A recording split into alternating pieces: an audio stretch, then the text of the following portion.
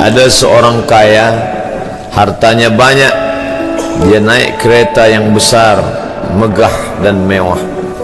Dalam perjalanan dia tengok ke sebelah kanan ada tanaman padi sawah yang menghijau.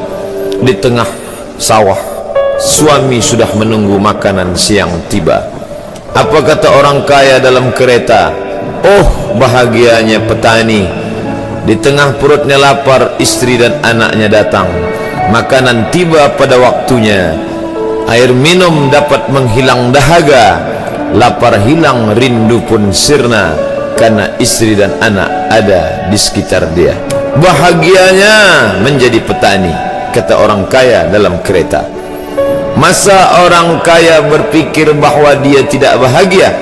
Si petani yang bersama anak di pondok tua itu pula memandang orang kaya di atas kereta. Apa kata dia? Betapa bahagianya orang kaya naik kereta, sedangkan aku hanya duduk di pondok yang tua. Maka pada hakikatnya manusia ini dua-duanya tak bahagia. Lalu sebenarnya bahagia itu di mana? Ada seorang anak yang sedang belajar di college university. Maka dia berkata, alangkah bahagianya kalau saya dapat BA. Selepas dia dapat ijazah BA, lalu dia berkata, aku tak bahagia. Alangkah indahnya bila dapat master. Manakala dia dapat master, dia berkata, oh, betapa bahagianya kalau dapat PhD. Selepas PhD dia berkata, susahnya PhD, belum juga dapat kerja. Selepas dapat kerja dia berkata, alangkah bahagianya kalau menikah. Selepas menikah dia berkata, aku tak bahagia sebab orang selalu tanya, dah punya anak apa belum? Selepas punya anak, dia pula berpikir untuk menikah sekali lagi. Jadi sebenarnya bahagia itu punya siapa? Oleh sebab itu bila kita baca kitab-kitab, maka makna sa'adah, kebahagiaan, orang yang bahagia sa'id, bahagia adalah insyirahus sadr, ketika hati terasa lapang apapun yang datang. Kalaulah pelajar yang mendapatkan BA itu hatinya lapang, tentu dia bahagia. Kalaulah petani yang berada di tempat rumah tua itu hatinya lapang, tentulah dia bahagia. Kalaulah orang kaya dengan kereta yang besar itu hatinya lapang, tentulah dia bahagia. Itulah mengapa Musa alaihi salam di tengah kesusahan hatinya akan melawan ayah angkat bernama Fir'aun, dia minta hati yang lapang. Kita semua baca doa itu, Rabbi syrahli, lapangkan dadaku. Itulah mengapa kakinya pecah berdarah, giginya patah, pelipisnya pecah meneteskan darah, tapi dia tersenyum bahagia kerana hatinya lapang. Allah sudah lapangkan hatinya. Apa kata Allah untuk dia? Alam nashrah laka sadrak. Itu beza Muhammad dengan Musa. Musa meminta, Rabbi shrah li sadri wa yassir li amri wahlul 'uqdatam min lisani yafqahu qawli. Sedang Muhammad tidak meminta, belum meminta, Allah dah bagi pada dia. Apa kata Allah?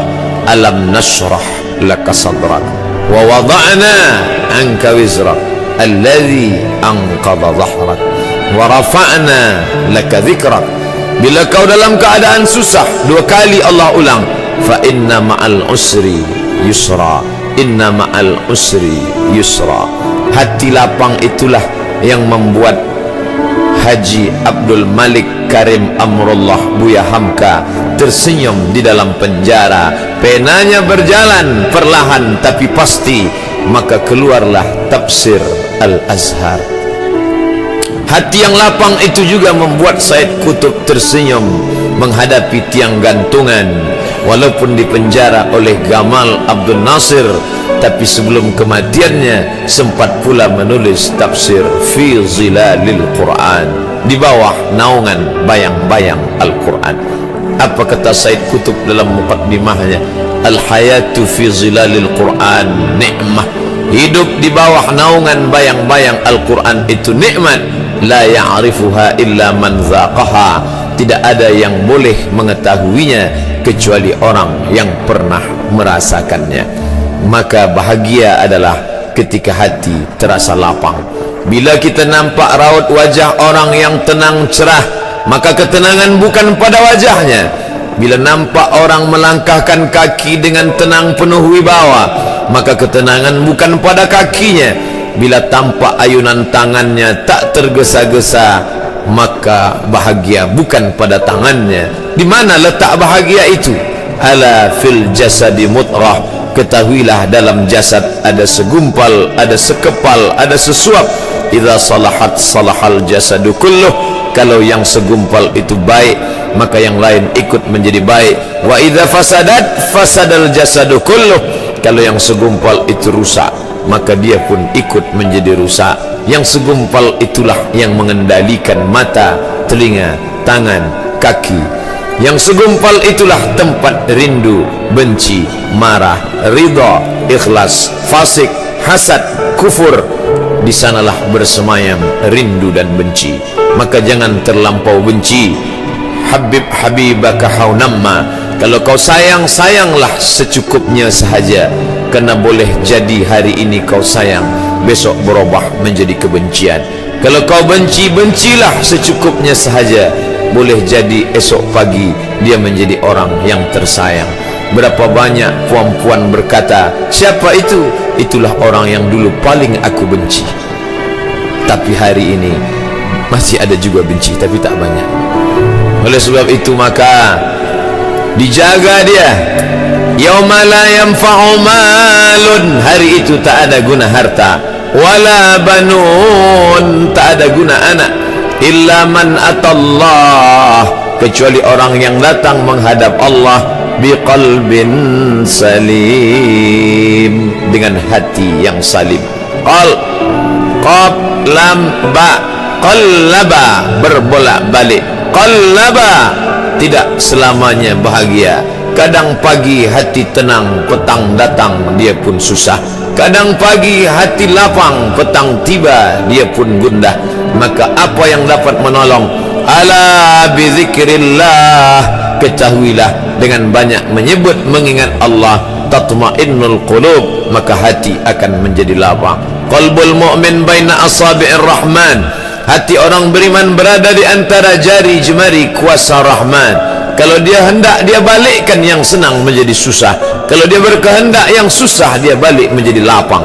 Berapa banyak orang yang tampaknya mungkin kita kata dia susah, tapi dia masih boleh tersenyum.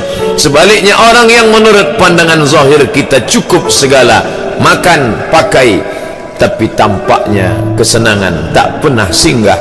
Apa sebab? Kerana hati milik Allah. Dia ada dalam diri kita, tapi dia bukan punya kita. Lillahi ma fis samawati wa ma fil ard. Apa di langit, apa di bumi, milik Allah.